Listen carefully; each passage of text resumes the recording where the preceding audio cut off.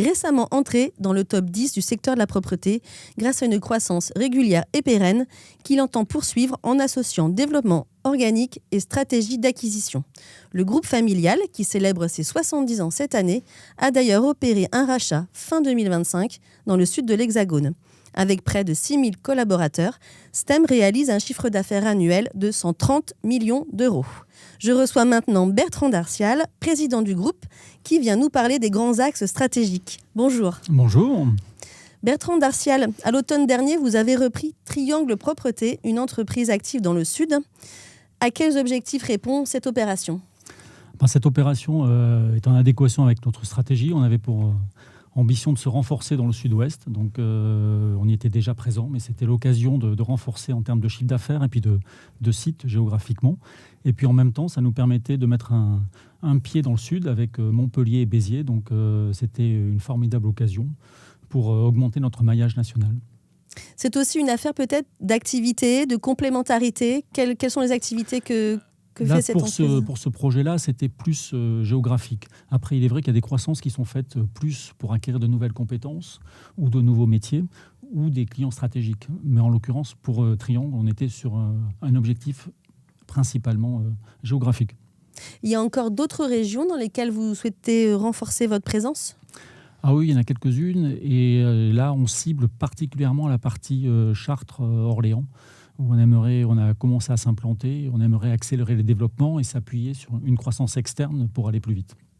Alors, la croissance externe, c'est une affaire, donc on l'a compris, de maillage géographique, mais aussi peut-être de compétences, d'activités, voire de spécialisation sur un secteur client ? C'est toujours un mélange avec plusieurs objectifs. Il est clair que quand on reprend une société, on reprend des compétences. Ça, c'est essentiel, surtout de nos jours où on peut avoir des difficultés de recrutement. On reprend des clientèles, des savoir-faire, et l'objectif n'est pas forcément d'imposer nos savoir-faire, c'est aussi de récupérer les bonnes pratiques dans les sociétés reprises, d'amener les nôtres, de récupérer celles qui sont bien aussi dans les sociétés qui sont reprises, et d'avoir une certaine synergie de l'ensemble. C'est un enrichissement mutuel, finalement. L'intérêt, l'objectif pour que ça fonctionne, il ne s'agit pas de diluer les cultures d'entreprise, il s'agit plutôt de les renforcer et plutôt de faciliter ces cultures et le développement économique qui doit s'en suivre. Rappelez-nous, le groupe STEM, sur quel secteur client principalement vous êtes positionné ? Après, ça dépend des filiales. Il y a des filiales qui sont un peu plus axées marché public, d'autres un peu plus industrielles, d'autres un petit peu qui sont plus sur la partie PME. Voilà. La seule chose qu'on ne fait pas, que nous ne faisons pas, c'est la partie service à la personne, où c'est un secteur d'activité où on n'a jamais opéré. Donc, à côté de cette politique d'acquisition, effectivement, qu'en est-il du développement organique ? Est-ce qu'il y a d'autres activités que la propreté que vous allez développer peut-être ? On est dans l'ensemble plutôt un pure player en propreté. On a quelques activités annexes, type factotum, type espace vert, etc. Mais essentiellement, la majorité et la plus grande partie de notre chiffre d'affaires est dans la propreté. Alors, c'est vrai que la croissance organique, c'est important. Il faut garder ses clients. Comment on fait pour pérenniser la relation client ? Alors, il n'y a qu'une seule chose qui est importante, c'est produire des offres qui sont conformes aux attentes des clients en termes de besoins et d'attentes.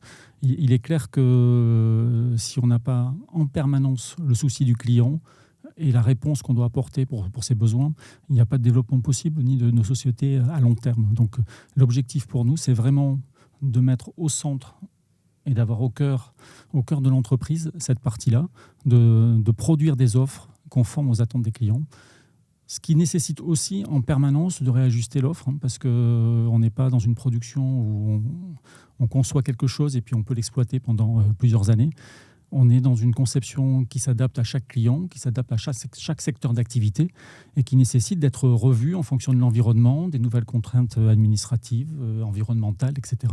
Et puis des évolutions aussi de nos clients, de nos prospects, qui eux aussi doivent s'adapter dans le monde économique dans lequel ils sont. Donc il faut savoir finalement s'adapter à son environnement économique en permanence. Il y a des conditions importantes pour vous pour réussir à suivre justement ces évolutions. Il y a pas mal de conditions, mais disons qu'on avait dégagé 4 axes. Le premier qui nous paraissait important, c'est notre capacité à intégrer des jeunes, en particulier pour l'encadrement, parce qu'on est quand même, en termes de population, comme dans toute la propreté, avec des personnes qui, en grande majorité, ont 40 ou 50 ans ou plus. Donc il faut qu'on fasse rentrer des jeunes si on veut être dans 10 ans opérationnel et pertinent. La deuxième partie, le deuxième axe, il s'agissait surtout de la formation. Et là, c'est plutôt la formation sur le terrain.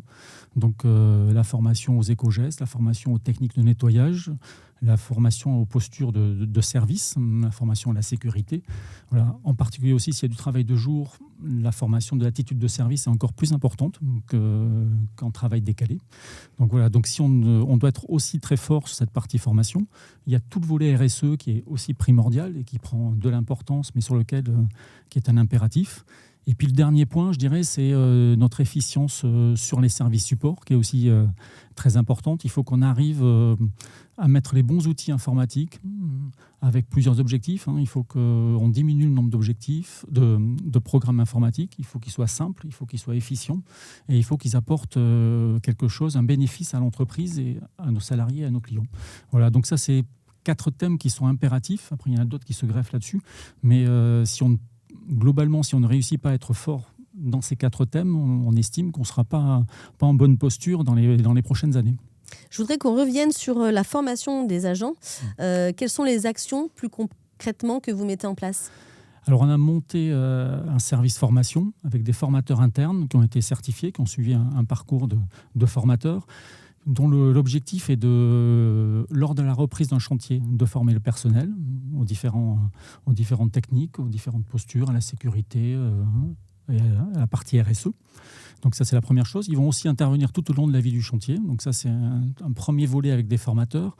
Il y a un deuxième volet de formation qui a été fait avec des formations qui sont plus traditionnelles, je dirais, sur l'ultra-propreté, sur l'agro, etc., avec des modules. Donc on a, je crois, de mémoire, une 50aine de modules dans notre catalogue interne pour former le personnel. Et puis, le troisième volet qu'on a rajouté, qui est un peu comme ici d'ailleurs, c'est la vidéo, puisqu'on a fait des petites vidéos de rappel qui reprennent des éléments comme comment nettoyer son autolaveuse quand on a fini. Donc ça permet au personnel qui a été formé de temps en temps de se repasser la vidéo s'il a un doute, de savoir dans quel sens et dans quel ordre je dois faire les opérations. Voilà, donc c'est un peu ces 3 sujets sur lesquels on avance et qui permettent d'améliorer les prestations et aussi de faire adhérer le personnel de propreté. Voilà. Et finalement, ces formateurs, ils interviennent un peu en soutien aussi de l'encadrement intermédiaire. Ah oui. En termes de formation, c'est ça, hein ? Oui, ils interviennent. En général, il y a un diagnostic qui est fait. Donc, pour voir les besoins, où est-ce qu'on a éventuellement besoin d'apporter de la compétence. Ça se fait souvent en concertation aussi avec le client qui a aussi son avis et ses besoins et qui peut trouver que sur certains sites, il y avait des compétences qui manquaient ou qui n'étaient pas suffisantes. Donc ça permet de réajuster et puis ensuite surtout aussi d'évaluer si la compétence qui a été apportée a apporté ses fruits et si on a un niveau qui est celui qui était attendu. Avec le bénéfice à la fois pour le salarié qui se retrouve quand même plutôt reconnu dans cette démarche, et puis le client qui, lui, est toujours satisfait qu'on s'occupe de son site et qu'on monte en qualité. Et la formation, c'est aussi une manière de valoriser les collaborateurs. Ah oui, oui. En général, les salariés sont pas rétifs à la formation. Hein. Quelquefois, ils peuvent avoir un peu d'appréhension, mais une fois qu'elle est faite, en général, ils sont toujours très contents et très heureux d'avoir été formés, d'avoir appris des choses, d'avoir appris des nouvelles techniques ou sensibilisés à des sujets. Vous parliez tout à l'heure du travail de jour. Est-ce que c'est aussi une manière de faire évoluer les conditions de travail des salariés, d'améliorer l'attractivité des métiers et du coup aussi de fidéliser un peu plus le personnel ? Alors, le travail de jour est assez essentiel pour fidéliser le personnel. On a en particulier en province de plus en plus de mal à trouver des gens pour travailler tôt le matin ou tard le soir. Donc une des solutions est le travail de jour, ce qui apporte quand même beaucoup de qualité de vie aux gens, assez naturellement. Ça nécessite, comme je disais tout à l'heure, aussi une attitude qui est différente, parce que quand on vient nettoyer, on côtoie les salariés du client. Des formations aussi. Donc ça nécessite des formations oui. Pour savoir comment on discute, comment on approche le client. On ne doit pas gêner non plus la prestation du client. Donc c'est important d'avoir toute cette formation sur ces sujets. Et puis, on a aussi un gros travail qui était fait plutôt aussi dans le plan RSE, de rapprocher les salariés des lieux de prestation. Donc, en particulier en région parisienne, on se rend compte quelquefois qu'on a un salarié qui habite assez loin d'un chantier alors qu'on a un autre chantier à côté. Et donc, il y a un peu de pédagogie aussi à faire parce que les gens ne changent pas forcément facilement. Mais de dire, tiens, ça serait bien que vous alliez plutôt travailler sur ce chantier-là, aux mêmes horaires, et ça vous éviterait des temps de transport. Donc ça a une action qui, quand même, en termes de qualité de vie, c'est quand même mieux en région parisienne de faire 20 minutes de métro qu'une heure 30. Et puis en termes de, aussi, si ce sont des déplacements qui sont faits avec d'autres modes de fonctionnement, de réduire un peu tout ce qui est empreinte carbone de nos salariés. C'est la question de la mobilité, des plans de déplacement. C'est vrai que c'est aussi source d'économie, quelque part, vis-à-vis, par exemple, de l'utilisation de véhicules de service. Oui, les véhicules de service, et puis aussi par rapport à tous nos objectifs de diminuer nos prestations en termes d'impact carbone. Voilà, ça fait partie des gros sujets. Donc on travaille dessus, d'avoir des offres qui sont plus décarbonées. Voilà. Donc de limiter notre impact sur l'environnement et d'avoir des prestations qui soient en adéquation aussi avec nos valeurs et puis aussi avec les valeurs de nos clients. Il y a quoi dans ces offres décarbonées, du coup, de critères, comme critères majeurs finalement pour réduire l'impact ? Les critères, il y a des actions sur toute la partie produit, de façon à avoir moins de chimie, moins de transport aussi de tout ce qui est fourniture de produits et de fourniture sanitaire. Il y a tout ce qui sont toutes les actions aussi d'organisation et de planification des visites sur site, voilà, de rationalisation des choses. Donc ça a un impact sur les coûts, sur la diminution des transports, sur une meilleure organisation. C'est pour ça aussi que les outils informatiques ont un vrai rôle à jouer pour organiser la tournée des inspecteurs, optimiser les livraisons. Donc ce sont tout un tas de sujets sur lesquels on travaille de façon à limiter les transports et en particulier la consommation de carburant. Alors vous avez évoqué rapidement le sujet des innovations et aussi par rapport à votre efficience en matière informatique d'une manière générale. Quelles sont les actions prévues à court terme sur ce sujet ? Là, on a passé un peu, on a fait un premier audit un peu de tout notre environnement informatique. Je pense que comme toute société, chaque service a tendance à vouloir son logiciel qui ne communique pas avec celui des autres. Et mon objectif, c'est de réduire le nombre de logiciels qui soient plus accessibles, plus faciles. Plus performant, et c'est vrai qu'on a quand même une révolution avec l'IA qui vient impacter tous les logiciels avec des gros changements. Donc on est, alors je ne sais pas si on est au début, au milieu, mais en tout cas je pense qu'on est plutôt au début. Il ne s'agit pas de rater le coche, parce que je pense que si on rate le coche, en termes d'investissement, ça peut être assez lourd, d'une part, et d'autre part, en termes de productivité pour les services supports, et si on veut être performant aussi sur cette partie-là, il faut qu'on ait une bonne réflexion en amont de nos besoins, des besoins des clients, de notre organisation et de la bonne sélection des logiciels.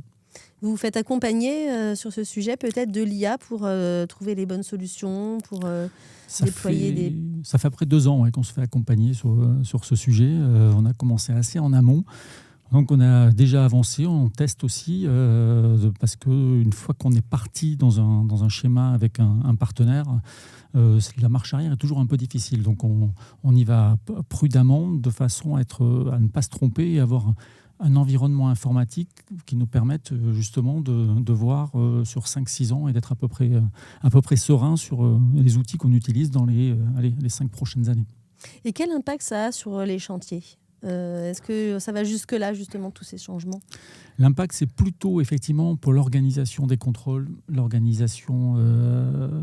la partie communication avec les clients, qui est assez importante. La partie communication avec les salariés, c'est moins sur la partie, effectivement, prestation, l'exécution de la prestation. Mais par contre, tout ce qui est autour de l'exécution de la prestation est quand même impacté par tout le système informatique et par toute la façon dont on va organiser le travail. Les chantiers barrières de comptage, c'est ça, les barrières de comptage sur les chantiers, oui, c'est ça on avait notamment des barrières de comptage, oui, ça c'était pour adapter pour les sanitaires. On a aussi des QR codes, soit pour avoir des retours clients, soit pour aussi commander des prestations. C'est des logiciels qu'on a développés en interne, puisqu'on avait monté une cellule développement dont l'objectif était d'avoir à peu près la maîtrise de ce qu'on voulait faire et puis d'avoir plus de facilité pour l'adapter aussi à chaque client et pas avoir une solution informatique qui soit moins adapté ou moins souple. Là, ça nous permet de dire, du fait qu'on a les personnes qui ont développé, et en particulier celle qui a fait le programme, de lui dire on veut que pour ce tel client, il y ait tels avantages ou telle fonctionnalité. Alors, c'est quoi le prochain projet pour le groupe STEM que vous allez mettre en œuvre ? Le prochain projet, c'est de faire une croissance externe plus significative, de façon à accélérer. On a la volonté d'être en 2030 plutôt à 200 millions. Donc, il va falloir qu'on fasse des croissances externes un peu plus importantes. Donc, on a pour objectif de retrouver une cible qui nous correspond, parce qu'il faut aussi que les valeurs soient identiques et qu'on se sente bien avec l'entreprise. C'est une histoire d'homme, les entreprises. Donc, si on n'a pas ce bon feeling, en général, on ne fait pas l'affaire. Donc voilà, c'est trouver des sociétés qui nous correspondent, qui ont un bénéfice pour nous en termes d'apport, et où l'entreprise qui est aussi achetée va pouvoir continuer son développement, et où les gens qui sont déjà dans l'entreprise qui est achetée aussi puissent s'épanouir et continuer à progresser dans l'entreprise. Tout en poursuivant finalement le maillage territorial, comme on évoquait en début d'entretien. On change toujours. Pas. Merci Bertrand Darcial pour cette discussion qui fait aussi l'objet d'un article dans le magazine Service de mars-avril 2026. Bien sûr, tous nos podcasts et toutes nos émissions sont disponibles sur notre site web et sur les plateformes spécialisées. À très vite pour un prochain épisode.